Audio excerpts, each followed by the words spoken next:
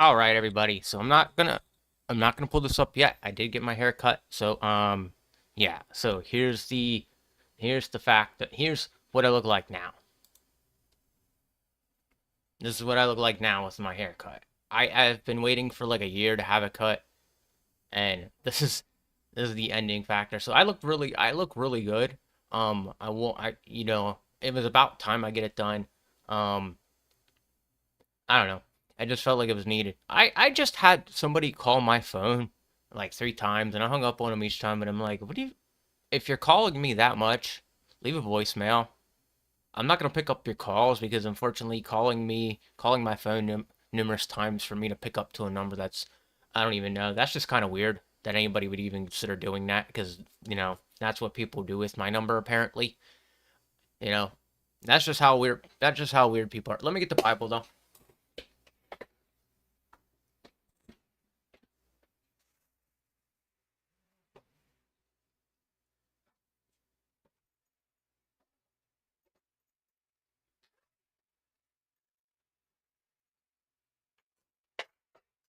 Yeah, it's at the it's one of those things right now where everybody's giving me a hard time just to raise me up and try to upset me.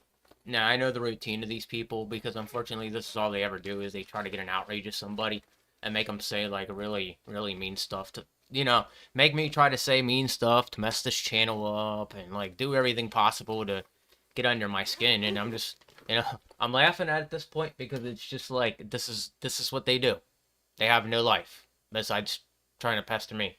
And this is what I fight against all the time. So if you think calling my phone is going to work on me, I'm not going to pick the call up. Unfortunately, if I don't know your number, then I'm not going to pick it up. It's your problem at that point for you to decide if you want to leave a voicemail. Therefore, if you do, say what you need to say because I'm not gonna pick up a phone number that I don't know. I'm not avoiding calls by all means, but I'm just not going to pick up numbers that I don't know. And that's just how I was raised. You avoid phone calls and stuff like that. Now, these people that are doing this, they don't really seem to have a life. They seem to be obsessed with like calling my phone because let me show you guys something. This is how insane this gets, okay? So, um, you know, all day today from 2:20, 5:31, 2:30, 2:20, 2:31, 5:08, 5:17, 5:28. Four times somebody called me from Virginia. Somebody called me from Orlando. Somebody called me from Florida, which is where I reside at. 5:17.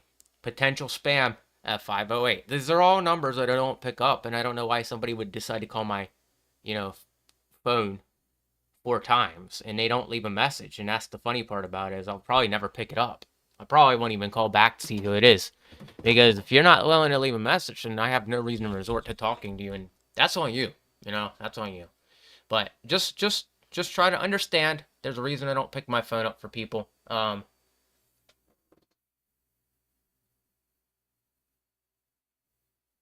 No, thank you. No, I've been getting spam calls so consistently since my YouTube channel's been rising that it's like it's somebody that's mad.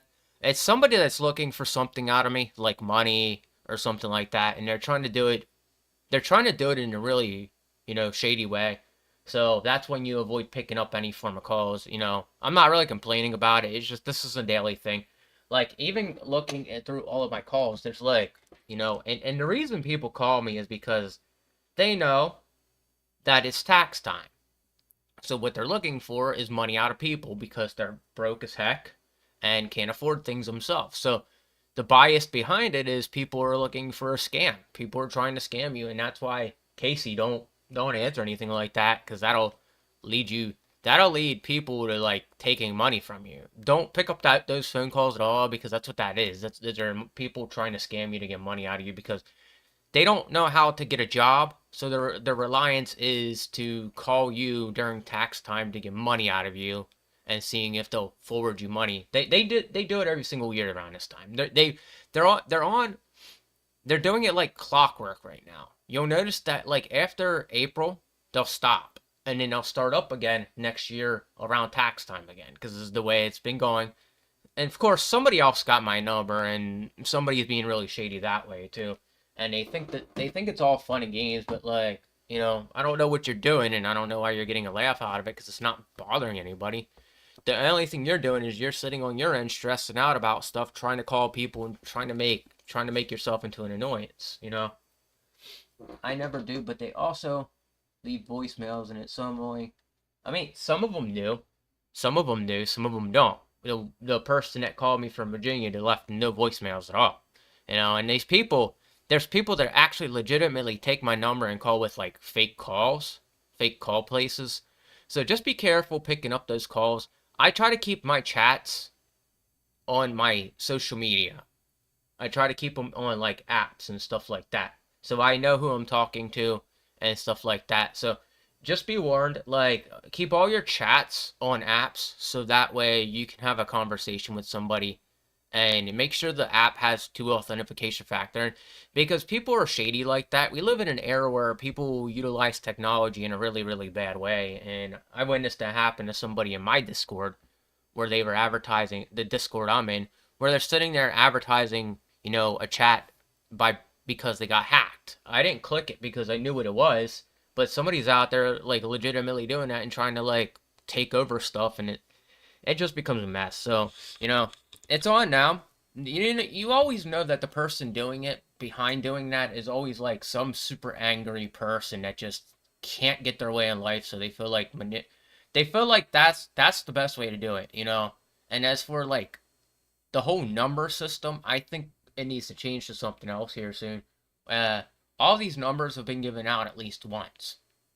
So when you think about how many times your number had been given out to people, and think about why you've received so many phone calls from telemarketers. Because that's the honest truth.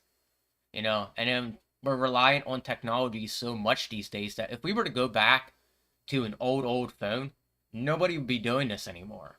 That's why technology at some point, when it changes, you're gonna see the change of people not calling you as much when the technology changes, because in the near future it's going to do that.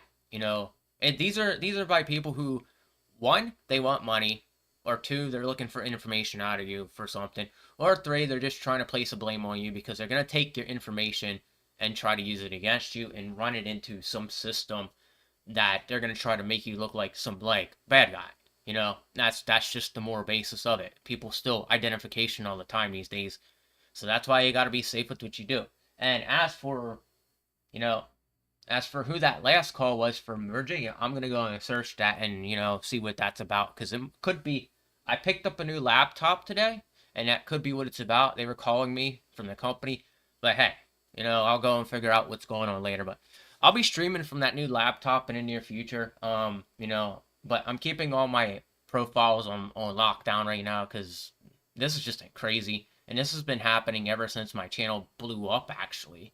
And what it is, this is an attempt for people to just get money out of you that can't afford to get a job, because they can't afford to get a job, so they go and try to take money from every individual possible. But anyway, let's get into reading this. All right. Water from the rock, chapter 20. In the first month, the whole Israelite community arrived at the desert of Zin. They stayed at Kadesh. Their Miriam died and was buried. Now there was no water for the community, and people gathered in oppositions to Moses and Aaron. They quarreled and with Moses and said, "If only we had died when our brother fell dead before the Lord. Why did you bring the Lord's community into this wilderness, that we and our livestock should die here? Why did you bring us up out of Egypt to this terrible place? It has no grain, or fig, grapevine, or pomegranate, and there is no water to drink." Moses and Aaron went from the assembly to the entrance to the tent of meeting and fell face down, and the glory of the Lord appeared to them. The Lord said to Moses, "Take the staff, and you and your brother Aaron gather the assembly together. Speak to that rock before their eyes, and it will pour out it will pour its water. You will bring water out of the rock for the community so they and their livestock can drink. So Moses took the staff from the Lord's presence as he commanded him. He and Aaron gathered the assembly together in front of the rock, and Moses said to them,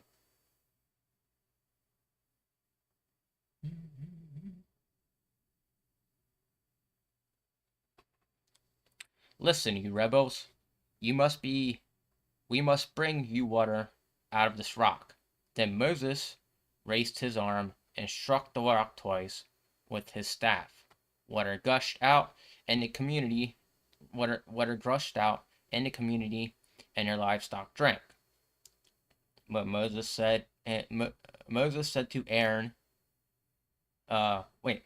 But the Lord said to Moses and Aaron, "Because you did not trust me enough to honor me as holy in the sight of the Israelites, you will not bring this community into the land I give them."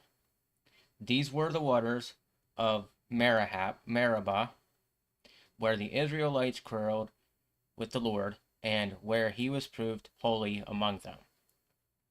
Edom, Denise, Israel passage. Moses sent messages from Kadesh to the king of Edom, saying, "This is what your brother Israel says. You know about all the hardship that have come on us.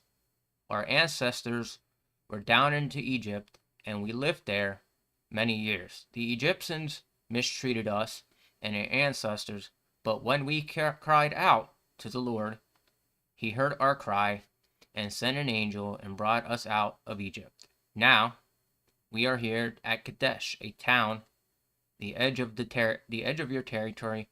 Please let us pass through your country. We will not pass through any field or vineyard or drink water from any well. We will travel along the king's highway and not turn to the right or left until we have passed through your territory." But Edom answered, "You may not pass through here. If you try, we will march out and attack you with the sword." The Israelites replied, "We will go along the main road, and if we or our livestock drink any of your water, we will pay for it. We only want to pass through on foot, nothing else." Again they answered, "You may not pass through." Then Edom came out against them with a large and powerful army.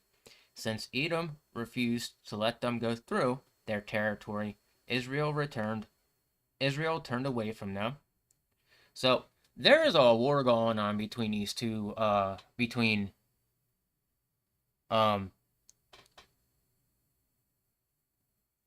these two groups of people. All right, there's a war going on between them, and it goes to show that, like, these people are like, they all believe in the Lord, but they all believe they're right. So it's getting to the point where now they're fighting over water. At first, it wasn't water. It was about they weren't listening to Moses. They weren't listening to God's command. Now they're fighting over water. You see how this is all turning out to be like a circus at the end of the day, where people are arguing amongst each other, and it's just turning out to be one big circus because people are just disagreeing and not listening to the command of the Lord at all. It's weird that that's actually happening in society today. That's what's happening in society today. So, the death of Aaron. Excuse me. The whole Israelite community set out from Kadesh and came to Mount Hor. At Mount Hor, near the border of Edom, the Lord said to Moses and Aaron, Aaron will be gathered to his people. He will not enter the land I give the Israelites, because both of you rebel against my command at the waters of Meribah. Get Aaron and his son Eleazar and take them to Mount Hor. Remove Aaron's garments and put them on his son Eleazar. For Aaron to be gathered to his people, he will die there. Moses did as the Lord commanded. They went up Mount Hor, and they went up Mount Hor in the sight of the whole community. Moses removed Aaron's garments and put them on his son Eleazar, and Aaron died on top of the mountain. And then Moses and Eleazar came down from the mountain, and when the whole community learned that Aaron had died, all the Israelites mourned for him for 30 days. So they basically, heard a lot going on here. This is crazy. But now Aaron died. So, this is all from people not listening to the commands of the Lord. This is what happens, okay? There's no... Why is there that piece of hair driving me nuts? All right. There's no real way... There's no real way to look past what just happened, okay? And this is why, it suffices to, again, listen to our Lord. But again, people don't want to. People don't want to listen to the commands of the Lord. People want to, do whatever they want. And then, the Lord gets mad at them. The Lord does really awful things to them. And they never seem to learn from their mistakes. So, the thing is, people, let's go back to something I said earlier where people kept consistently blaming me for stuff and not taking into consideration that, when you do it for too long, things start to show themselves. And maybe it's not the people that you're blaming it off for anything. This has become a bit of a thing among society. And, when, the more and more I sit there and the more and more I just see things play out amongst people, it just seems that people love to intentionally be just stuck in their head. Stuck in their head, not listening to anything but themselves. So it ends up being laughable behavior coming from people who are trying to be corrective. The corrective mentality is also the mentality that's willing to point fingers at everybody else, but never take into consideration that they may have done something. So it's the fact that nobody wants to accept that they're wrong. Nobody ever does. And that's something that really, really just gets me about society as in general. Because all anybody really does today is they place blame on somebody. But they never ever take into consideration where they have went wrong, where blaming somebody of something may be wrong to begin with. But because you're so fixated on trying to be right and never learning from the mistake, this is why you end up in this big mess you end up in, because you're so busy blaming everybody else that your blame consists of, you not taking into consideration that maybe you did something wrong too. And we're seeing the cause and effects now of what the crying, everything that happened within Mount Sinai to now. We're seeing all the cause and effects of it because nobody wants to listen to God. So therefore we're seeing everybody go against Moses. So Arad destroyed. Chapter 21. When the Canaanite king of Arad, who lived in Negev, heard that Israel is coming along the road to Athmar, he attacked the Israelites and captured some of them. Then Israel made this vow to the Lord: if you deliver these people into our hands, we will totally destroy their cities. The Lord listened to Israel's plea and gave the Canaanites over to them. They completely destroyed them and their towns. So the place was named Hormah, or Hormah.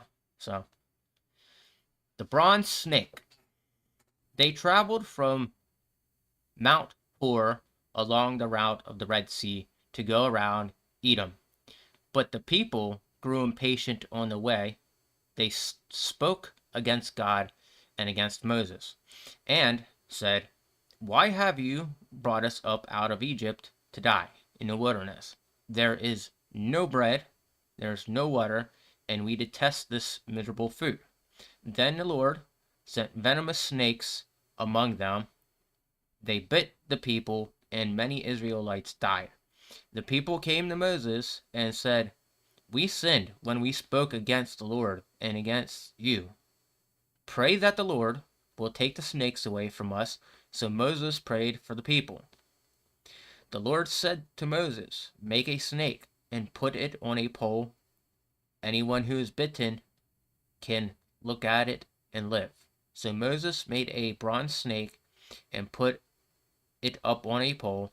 Then, when anyone who was bitten by the snake and looked at the bronze snake, they lived. Journey to Moab.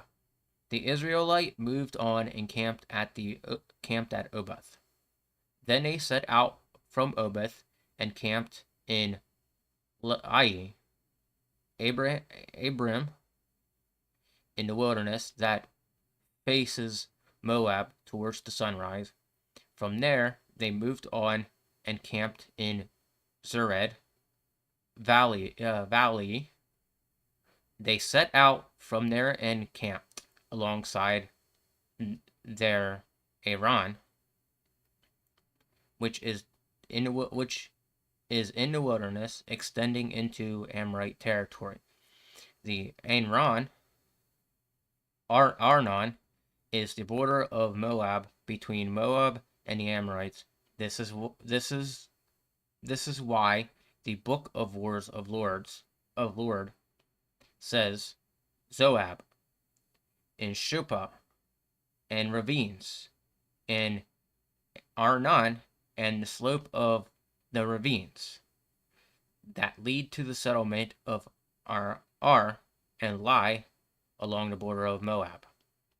From there, they continued on to Beer, and the Lord said to Moses, "Gather the people together, and I will give them water." Then Israel sang this song: "Spring up, O well, sing about it, about the well that the prince dug, that the noble of the people sank, the noble with scepters and staffs." Then they went from the wilderness to the Mattanah and and to Nahali, from Nahali to Bamoth, and from Bamoth to the valley of Moab, where the top of Peshga overlooked the wasteland.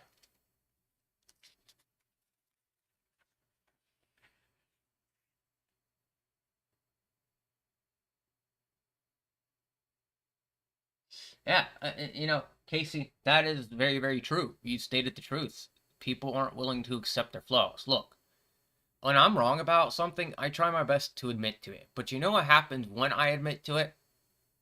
There's a lot of people out there that like literally give me a hard time sometimes when I admit when I'm wrong about stuff. And I see it happen a lot in my life, and I just choose not to like let it bother me.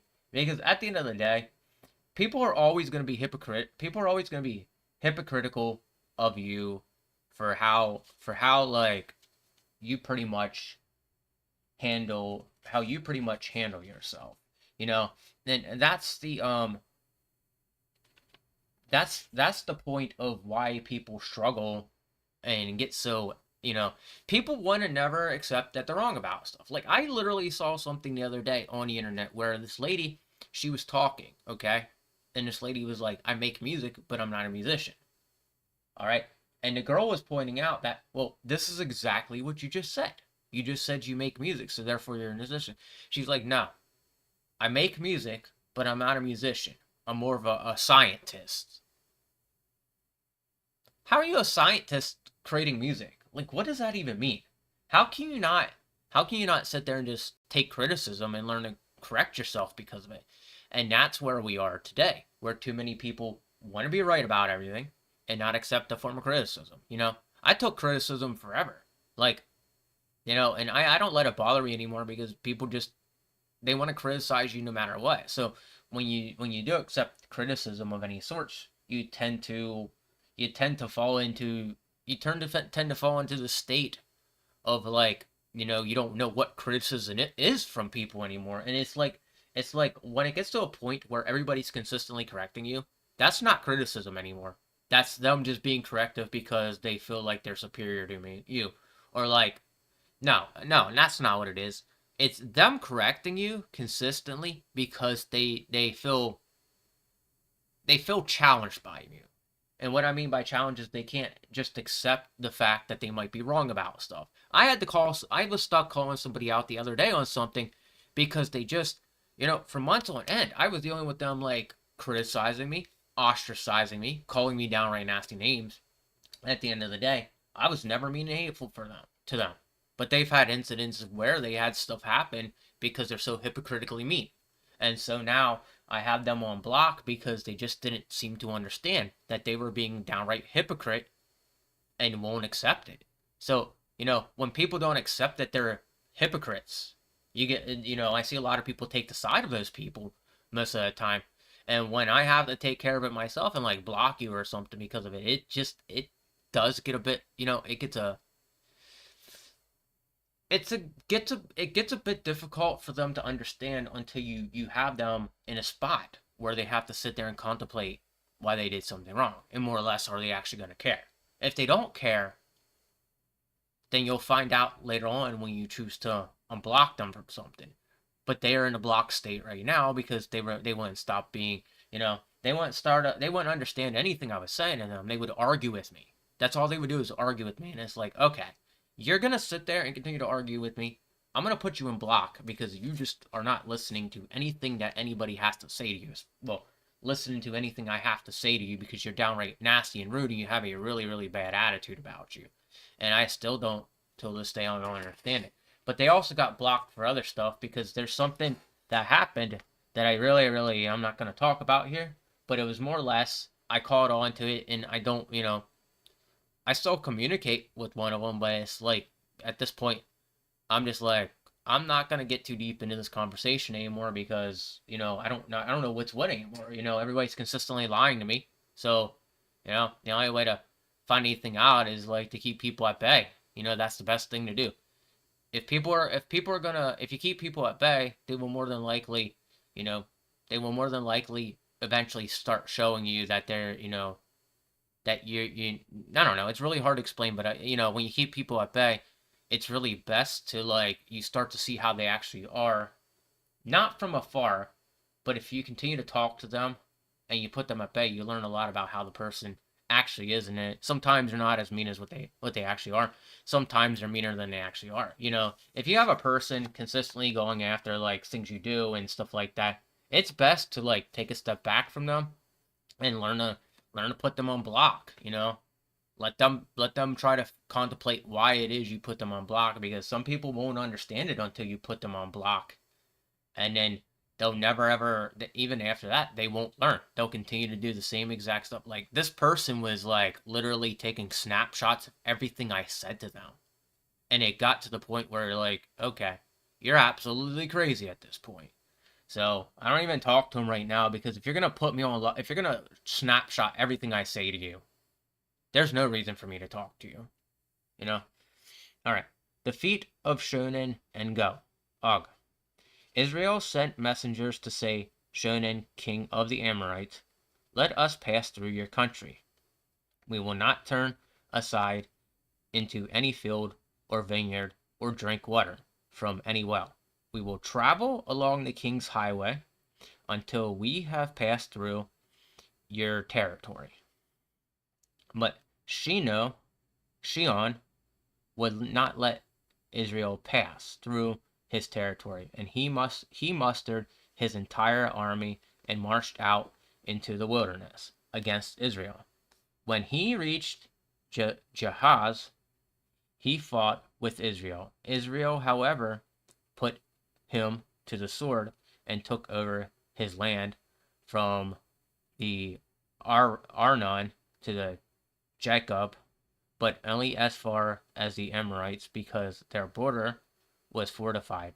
Israel captured all the cities of the Amorites and occupied them, including Heshbon and all its surrounding settlements. Heshbon was the city of the of Shenon, king of the Amorites, who had fought against the former king of Moab, and had taken from all his land as far as Arnon. This is why the poet says, "Come to Hesbon, and let it be rebuilt. Let Shehon city be restored. Shenhon's city be restored." Sorry. Fire went out from Hesbon, a blaze from the city of Shehon. It consumed Ar and Moab, the citizens of Arnon's heights. Woe to you, Moab! You are destroyed, people of Cheshmash. He has given up his son as fugitives, and his daughters as captives, to Sheon, king of Amorites, but we have overthrown them. Heshbon, dominion, has been destroyed all the way to Debon. We have demolished them as far as Nephah, which extended to Medab. So Israel settled in the land of the Amorites after Moses had sent spies to Gezer. The Israelites captured its surrounding settlement and drove out the Amorites who were there. Then they turned and went up along the road toward Bashan, and Og, king of Bashan, and his whole army marched out to meet them in battle of Arad. The Lord said to Moses, "Do not be afraid of him. I have delivered him into your hands, along with the whole army and his land, to do to him what you did to Sheon, king of the Amorites, who regained his Heshbon." So they struck him down together with his sons and the whole army, leaving no survivors, and they took possession of his land. So we're on to chapter 22 right now. So as you can see, yes, there is an actual war going on here. If it hasn't been irrelevant to you, then I don't know, just if you're listening and pay attention, you start to realize there's some sort of war going on here, and it's all at this point as to who's claiming what land, and if they can knock people out of that land. And this is, this is where people were like starting to get the idea that God existed, but they also were trying to utilize God in a way for a war. And it's, as you can see, there's a lot of drama going on between all these groups of people. And the Israelites, you've noticed now by now that the Israelites didn't exactly listen to what God said. The Israelites had to keep being forgiven by Moses. Moses had to pray for them a bunch of times. And you learn throughout the Bible why the Israelites actually are talked about in today's society. The Jewish people, you learn a lot about why they're talked about in today's society a lot. They just don't ever listen. They're forgiven multiple times over, but they just don't seem to ever listen. And that's where their stuck up and stubbornness gets talked about a lot in today's age. And looking at what's going on today, I'm not condemning anybody by all means, but look at the example of what's going on today. They're in another war right now because they just are not listening to God. They're God's people, correct? That's what everybody says, but they're not listening to anything that God has to tell them. So they're always in these wars, and they're always in the midst of these problems, and that's why things are the way they are right now. With them, it gets serious, man. It gets serious. Just look at the way things are here, and take it into consideration that in real life they're dealing with a real life war right now. So Balak summoned up Balaam, chapter 22. Then the Israelites traveled to the plain of Moab and camped along the Jordan across from Jericho. Now, Balak, son of Zippor, was saw that all the Israelites had done to the Amorites, and Moab was terrified because there were so many people. Indeed, Moab was filled with dread because of the Israelites. The Moabs said to the elders in Medan, "This horde is going to lick up everything around us, as an ox licks up the grass of the field."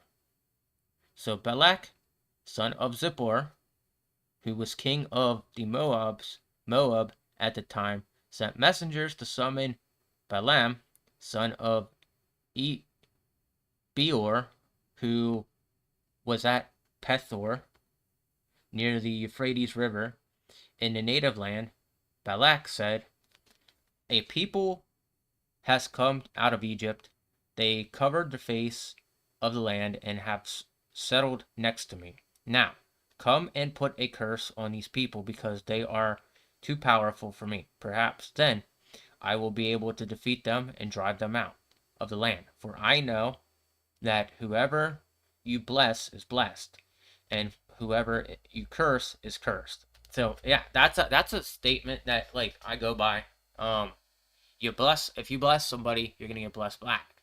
If you curse somebody, you're getting cursed back. And then the last part of that statement goes, "I will make you into a great nation, and all peoples of this world will be blessed by you."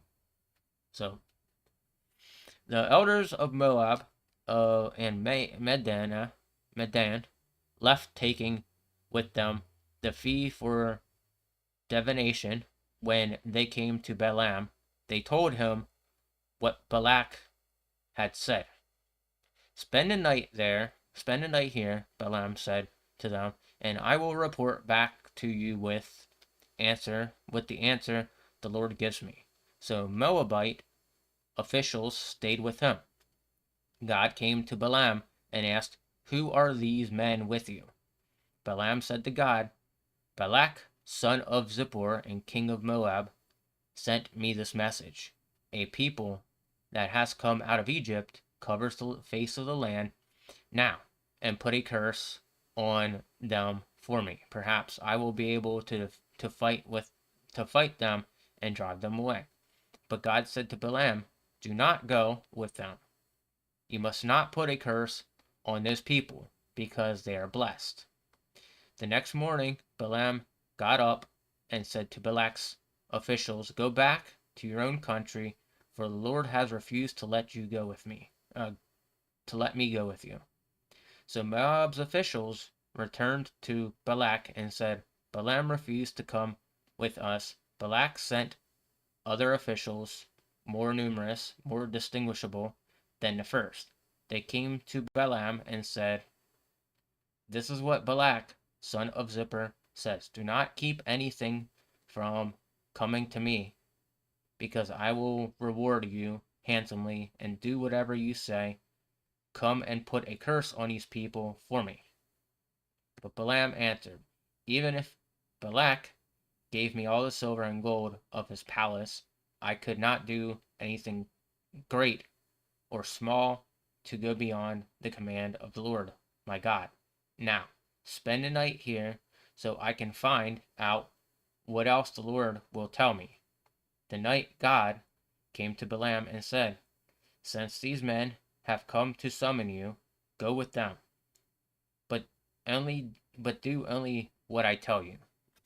So, as you can see there, the Lord doesn't like people cursing each other. Okay, let's clarify that right now. When you curse somebody, the Lord doesn't like when you do that. All right, doesn't matter how you feel about something. Just pray, and have it taken up with God. Don't curse anybody. Don't don't do that kind of stuff.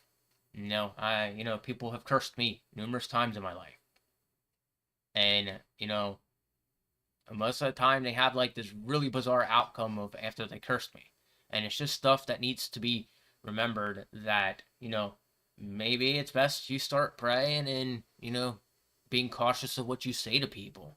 you know I've been cursed so many times in my life by people because people just don't want to understand that, like, you know people don't understand how to follow God. So therefore, when they don't understand how to follow God, you get yourself into a, they get themselves into a, they give you a hard time.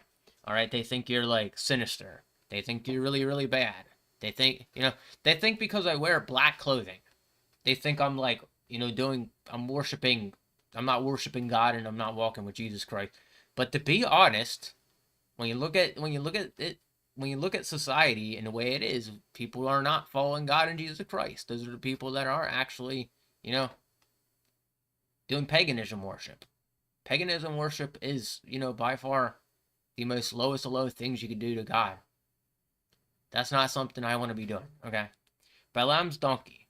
Balaam got up in the morning, saddled his donkey, and went with the Moabites official, but God was very angry when he went, and the angel of the Lord stood in the road to oppose him. Balaam was riding on his donkey, and his 2 servants were with him. When the donkey saw the angel of the Lord standing in the road with a drawn sword in his hand, it turned off and the road into the field. Balaam beat it. Get back on the road. Then the angel of the Lord stood in the narrow path through the vineyard, the walls on both sides. When a donkey saw the angel of the Lord, it pressed close to the wall, crushing Balaam's foot against it, so he beat the donkey again.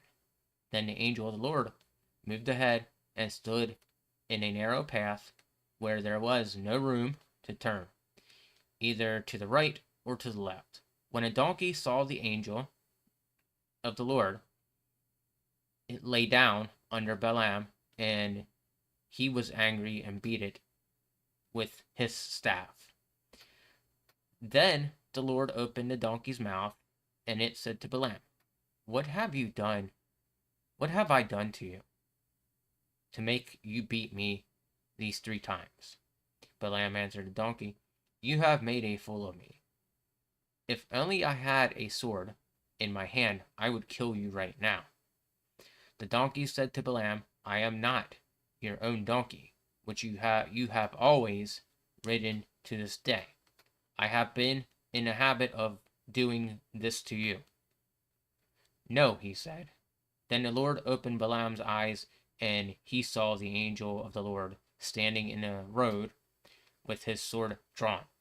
So he bowed low and fell face down. The angel of the Lord asked him, "Why have you beaten your donkey 3 times?" "I have come here to oppose you because your path is reckless. Is a reckless one before me. The donkey saw me and turned away from me 3 times. If it had not turned away, I would certainly have killed you by now, but I have spared it." Balaam said to the angel of the Lord, "I have sinned. I did not realize you were standing in the road to oppose me. Now, if you are displeased, I will go back." The angel of the Lord said to Balaam, "Go with the men, but speak only what I tell you to." So Balaam went back with Balak's officials. When Balak heard that Balaam was coming, he went out to meet him at the Moabite town on Arnon border, at the edge of his territory. Balak said to Balaam, "I did not send you an urgent summon. Why didn't you come to me? I am really not able to reward you. Am I really not able to reward you?" "Well, I have to come now," Balaam replied, "but I can't say whatever I please. I must speak only what God puts in my mouth." Then Balaam went to Balak to Kethra Huzoth. Balak sacrificed cattle and sheep, and gave some to Balaam and the officials who were with him. The next morning, Balak took Balaam up to Bamoth Baal, and From there, he could see the outskirts of the Israelite camp. So chapter 23 is where we're at. All right. So that was a cool moment. I actually still remember that moment. That one stood out to me the most. It's really cool because when the donkey was trying to do what the donkey had to do, and he wasn't listening to him, you saw what happened. An angel came down because he was hurting. He was hurting. He was hurting the donkey. The donkey saw the angel and would turn away, and the angel was trying to actually legit kill Balaam, because Balaam just wanted to do. Balaam kind of disobeyed an order. So at the end of the day, this just goes to show you, stop disobeying commands from the Lord. A lot of people do it. Man, did my phone ring again? No, people are messaging me, man.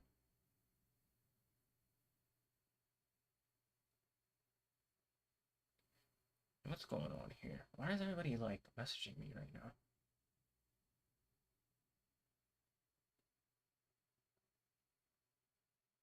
I have so many people.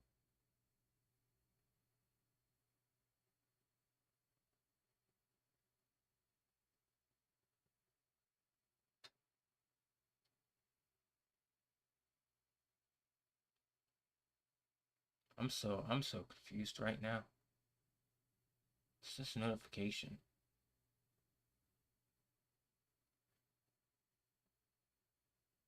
I don't know what's going on. I'm just confused. I have everybody messaging me on my phone. I'm looking up and my phone's light up. All right. So anyway, let's get back to what I was saying. So Balaam didn't listen to what the God's command was, so he sent down the angel because he didn't want Balaam to go there. And the donkey kept seeing the angel, and the angel openly admitted, he's like, if the donkey would have turned away, I would have murdered you. I would have killed you on the spot. And he was trying to protect that donkey because the donkey was getting beaten, and that's why the donkey doesn't know any better. The donkey's okay, so the donkey is like a horse, where if you lead a horse to water, it isn't always gonna drink, but you can make it stand there and hope it does, and that's why that phrase, you can lead a horse to water, but you can't make it drink, comes up a lot. All right. And stuff like that really, really just, stuff like that really, really just, that's the kind of stuff that really stands out about the Bible to me. I really, really like those kind of stories, because they're the stories that make us understand why the Bible is an important book, and stuff like that. So but right now I want to show you guys something. I took a picture today, and I was not aware that I did this, so hold on a second. Let me pull it up first. All right, if we go over to my channel, I want to see in my community. So we're going to look at a picture. So we're going to look at my picture here, okay? And we're going to do this for a legit reason, all right? So, I did not realize I did this, and I thought this was really, really cool that I did this, because it was just random placement, okay? It wasn't like I was trying to do it. But if you look, okay, so you look here, and I'm out in front of the building, so the literal wall, the frames of the glass align up perfectly to make this look like a cross here. So I thought that was actually really, really cool to begin with. But I said this, I was like, I got a haircut today, and where I took the picture, there was a cross, which was just extremely cool. So this is when I first came out of the barber shop. Not the barber shop, but the haircut place. And it's the fact that there's actual cross there that just made me be like, wow, that's actually really cool. So I just wanted to bring that up. I don't try stuff like that, but the placement was just perfect for it to look like a cross. And I looked at the picture, I was like, wait a minute. And it really, really stuck out to me. It's like, no way. And then I pointed out, I was like, there's a cross in this picture with me, you know? And, it's cool to see that kind of stuff show up in my pictures, because I didn't try that actually. That was perfect. That was perfect position. So, but yeah, I think if I would have took it at a different angle, it would have been fine. If I would have taken it at a straightforward angle, it would have been perfectly fine. I probably wouldn't even have got the cross. But the fact that that actual perfect crosses in there. I had to like add that into the thing because I was like, that's really cool. That's really cool. Um, but yeah, I had a pretty good day. You know, got my hair cut, stuff like that. So, I'm just, you know, it was about time. The hair was getting in my way, and you know, I look pretty good right now, I think. A lot of people, there are a couple people that like the haircut. Some just, you know, they're like they're always really weird about it. They never actually want to like, you know, they never want to say they like anything, so they'll like do something else, like talk about chocolate milk or something like that, just something ridiculous. But it is what it is. Yeah, I thought Casey, I thought that was pretty cool too. That was like that was really perfect placement. And it's just, you know, it goes to show you that like, you know, without trying it, like that right there is a sign that Jesus Christ is walking with me. I'm pretty sure that's what that means, and I'm not really, you know, I'm not really like, you know, I talk about it all the time how Jesus Christ walks with me. You know, I found this on the ground a little while ago. I'm getting a new cross necklace. That's the other thing I want to talk about here. So, my new cross necklace here, I'm gonna pull it up for you guys. It's over on Amazon. It's should be coming in tomorrow. Tomorrow at 10 p.m. So I'm getting this one sent to me tomorrow, because I was like, man, I want another necklace, and I really like this model of this necklace. So let me pull the camera down and show you guys. So this right here was the I had something similar to this like years ago, and I'm getting it again because I really like the model design of it. But this one's a bit different than the other one I had. The other one I had was like a actual nail look to it. Now, I like this one a lot because of the design it is. Um, you know, if I could find my old one, I would definitely be wearing that right now. Like, I love the face of Jesus Christ, but you know, this is more like I don't know if this is even real gold or what, but like I'm gonna put this in safekeeping and switch off because this leaves a green mark on my neck. So this one's coming in the mail tomorrow, and I'm gonna be picking this one up. So black, gold, silver. So these are the other ones. This one's gold, and this one's silver. Which I don't like any of the other models. I like this one because it's industrial. It has the industrial look to it. Which for me, I'm into the industrial look. I don't really talk about it, but like the industrial look has always been that, you know, one of those things that I really like. I've always liked. So I'm looking forward to getting this tomorrow. You know, and you know, I got a couple of things for myself because I really wanted to like treat myself because, you know, I go through a lot on a daily basis. So you know, all this, you know, I got my taxes back, so I'm treating myself a little bit to a couple of things, and then, you know, that's it. So I already did what I wanted to. So this is really nice. I've been thinking about getting one for a long time. I really like the color. Yeah, and it's not very expensive right now. If you were to pick it up, it'd be 12.59. I don't know how sturdy the chain is, but like that's one that's coming in for me tomorrow. So I'm really looking forward to getting that. I'm gonna be wearing that on my next. Well, after I pick it up, I'm gonna be wearing it on the stream the next day. So you'll definitely see it. But yeah, I like, you know, I'm, you know, reading this so far and being as far as I am, I'm very shocked I'm actually this far. And you know, this channel and this is a covenant through God, and that's why I keep doing it. And it was God's promise to me that He was gonna bless me with, you know, the subscribers and stuff like that, and it's totally working in my name. So, you know, it's just one of those things you got to keep up with. And you know, I don't, you know, I feel like something important's gonna happen to me when I hit Deuteronomy. I'm not 100% sure, but I just have this feeling inside of me that when I finish out Deuteronomy, there's gonna be a huge blessing there for me, and I don't know what it is. So I have a feeling that's gonna happen. But like, there's a lot of really interesting stories in Deuteronomy, and we'll see what that's about when we get there. You know, I guess Deuteronomy for in any way, in any form, when you look at it, is like it teaches you, you know, things will come to you in blessings, and it teaches you a lot about like I feel like Deuteronomy teaches a lot about life in general. Like I feel like there's something about Deuteronomy that really, really teaches us how to handle life in general. And then again, the whole Bible does. So like, just keep, just keep listening to me and you'll hear the rest of the Bible. And then once I'm done with this one, I'm going into the next one I have over here. So the Bible is going to continue after I finish this Bible. So yeah, that's going to be cool.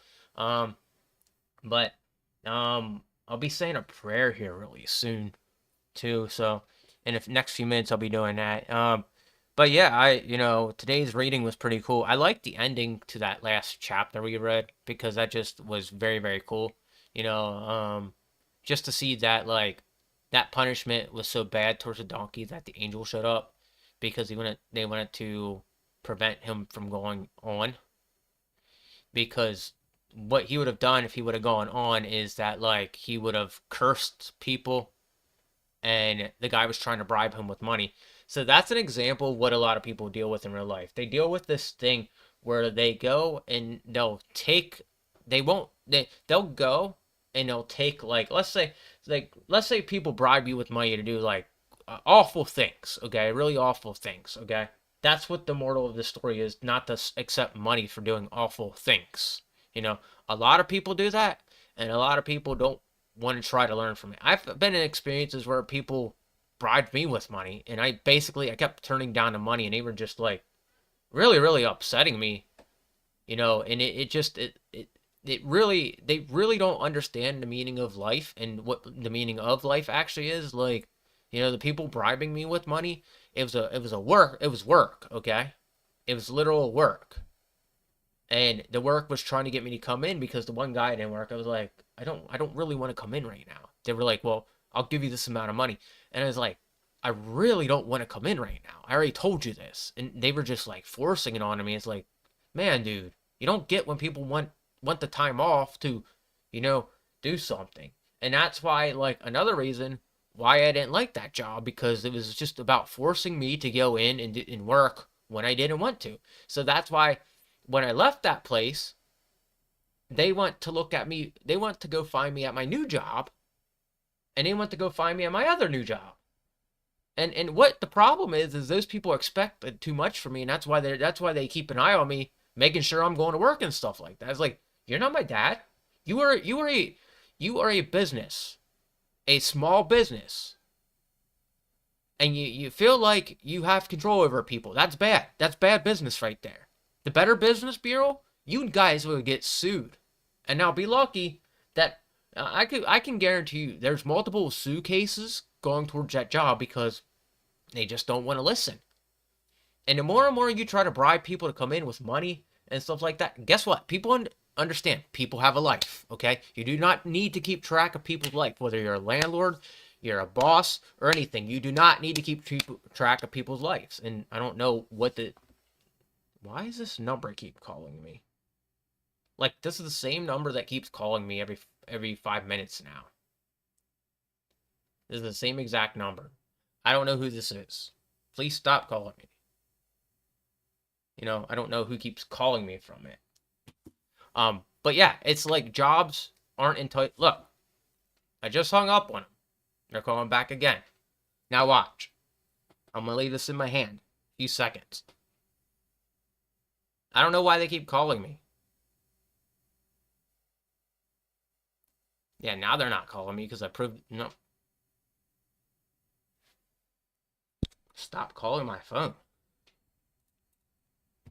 All right, let's see if it does it again, because I can guarantee you that, yep.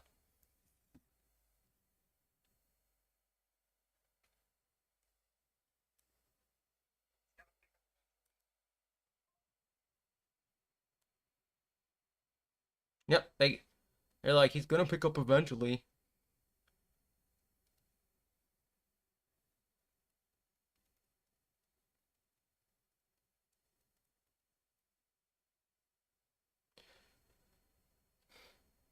This is somebody that's trying to start drama right now. That's what this is.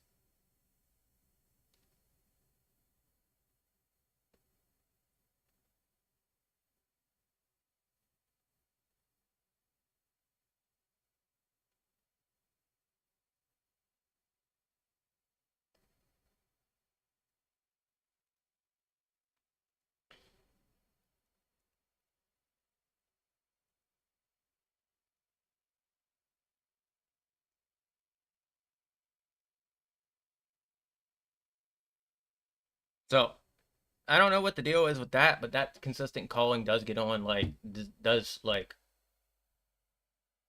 I don't know what you're doing. If you can't leave a voicemail, I'm not picking up and talking to you. I know you're on the other end, but leave a voicemail. Look, they're doing it again. They're literally calling my phone again after I. Please stop calling my phone. I messaged you this. Do not call my phone. Thank you. Man. Alright. Anyway, I'm going to say a prayer here. Alright. Lord Jesus Christ, I pray to you to get people to stop, like, calling my phone, stop pestering me. There is no reason for people to call my phone the way they are or try to communicate. Let's see what this person has to say. Can I ask why you're calling me? Hello, Mr. Demet. I've been trying to contact you for a while now. For what reason? Your car's extended warranty is extended. I have You need no to pay your car's extended warranty. I have no car. And your house payment. You need to pay your house payment, sir. I have no house payment. Yes, the fuck you do, you fucking fuck. You realize you're being recorded right now on camera. Sir, please do not record me. I do not consent.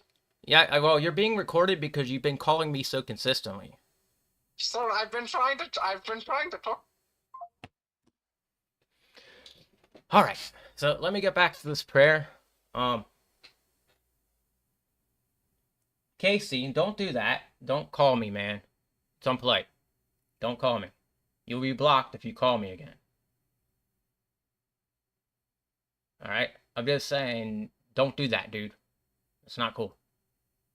All right. Now, ladies and gentlemen, let's pray and call it a night.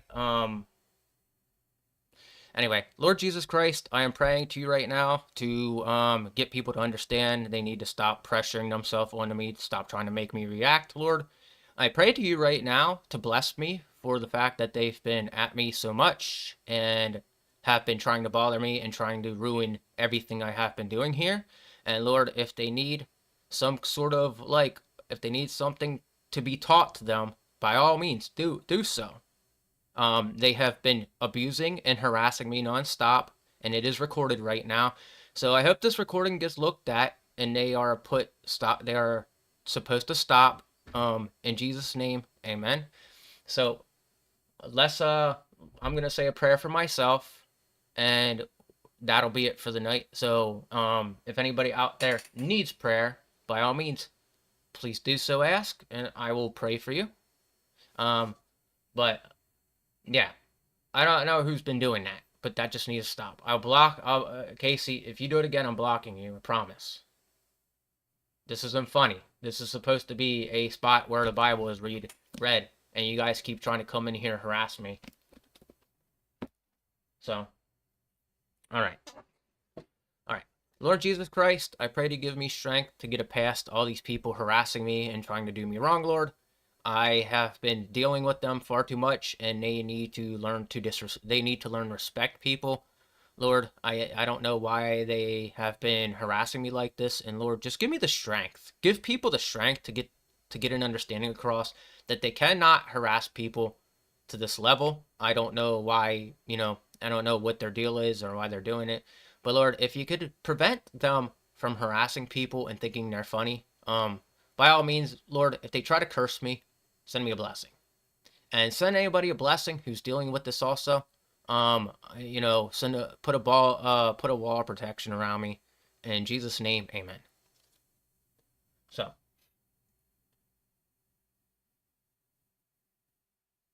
Well, you guys, I don't know why, you guys sitting in your Discord, you guys are the ones sitting in a Discord.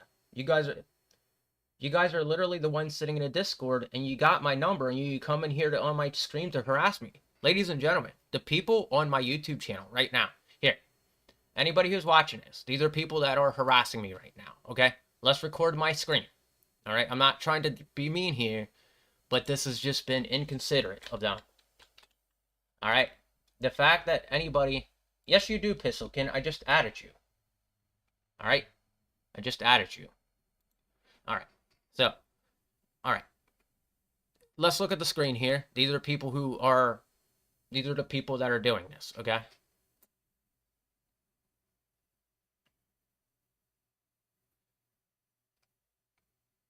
You can't go about life doing that to people. Unfortunately, you guys have to start understanding. All right, so all these people in here, this chat, this whole stream is recorded. Anybody who sees this right here, these are people that are deliberately harassing me on my stream here because they're in a Discord. They're in a Discord. I don't know who, I don't know why or anybody would do this, but you guys need to stop this. Yes, don't be calling my phone during my stream. All right, be nice. Being nice to you guys. All right. Anyway, well, you got stop calling my phone. Pretty plain and simple to understand. That's all I'm asking you guys. I'm being nice to you guys, Don't bother people. I don't know why you guys do that. I don't know why you guys feel the need to like try to upset people. It's very immature. Very, very immature. And if this keeps going on, well then I don't know what to tell you because you've been known to harass me, Pistolkin. You guys have been known to harass me. Don't play innocent. The people in Discord have my number right now. You guys shouldn't be calling me on my stream. Anyway, I'm getting out of here. Those people are in Discord. And the Discord is, here, let's take a look at one more thing. All right. This is not funny. This is very, very impolite, and you guys are just downright rude. Okay. We're going to take a look at Discord, okay? This right here is Mr. Pistolkin. All right? They're trying their hardest to destroy me like normal because they have a vendetta out for me, Yep, that's the way they are in the Discord. And that just goes to show you a lot about the people I deal with in Discord, how rude they are. That's why when my phone kept blowing up and all that, that's why I was like, these people are calling me right now.